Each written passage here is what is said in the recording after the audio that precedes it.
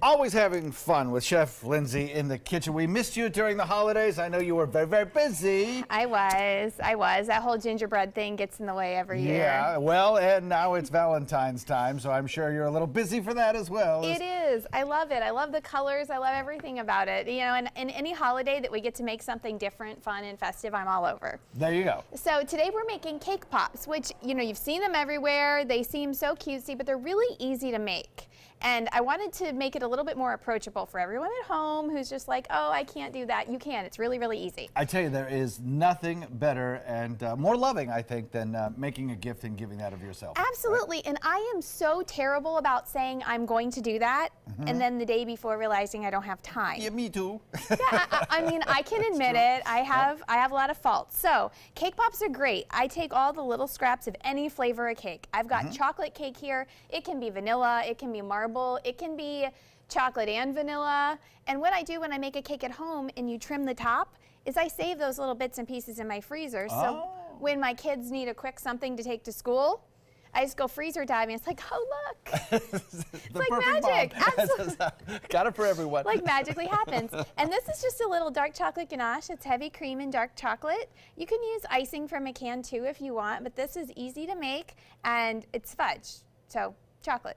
Right. I have no qualms about this. And I knew I was with you today, and I always bring you chocolate. You do. So I do. Very appreciative of that. So for about 4 to 6 cups of cake. Can we see it? Yep. Got about 4 to 6 cups of cake. I added about 1 cup of the dark chocolate ganache that I've melted down a little to make it nice and gooey. Now I'm doing this classy with a spatula right now, but when I do it at home, realistically, I put a glove on and I just mush it around so that I know exactly when it's done mixing, because it's almost easier to know if it's going to form a ball when you're feeling it with your hands. And then you can mold it and make it a little more pliable. I'm gonna add just so a what are you more. looking for here, the consistency? Just kind of okay, think about gooey?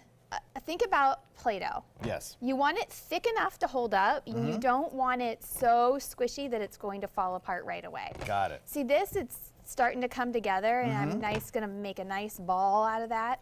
So when you can play with it and it sticks together, you're about there. Good analogy. And don't, when it's looking like a toy, you got it, just like that. Ah, bingo. Okay. Now, if you want to get really fancy, yes. I'm gonna get in here. Go on, why do it. not? Why not? You're welcome to come and play too. No?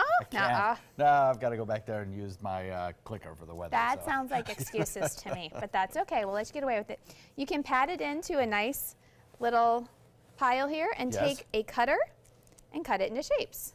Oh, cute. See? So we have hearts, stars, whatever you'd like to do. Then refrigerate it. So all that chocolate that you poured into it sets back up and they're nice and hard. And you end up with... Can I see one of those? Yeah, you can eat one if you'd like. I don't mind. And then I really like these fun paper straws that you can buy at the party stores because it adds a really... Well, it's like brownie. It's chocolate and chocolate and more chocolate. Yeah. Because it adds a really nice element. Some melted dark chocolate. You want to add a little chocolate onto the end of the stick before you stick it in. Otherwise, you tend to have cake pops floating in your dipping chocolate. You don't want to do that. No, you don't want to do that. Got about 30 seconds left. About 30 seconds left. He's telling me to hurry up. Sort of, but in a nice way. From there, once you have them on, I'm going to give you cake pops to hold. You want to make sure that you drizzle that extra chocolate off. And if you're in a hurry like we are, you give it to your friend to hold. Now you want to turn it so you don't lose all that chocolate. Okay. And I like having different colors around to make them pretty. You can see those ones up there. I've played with red, dark, and white chocolate.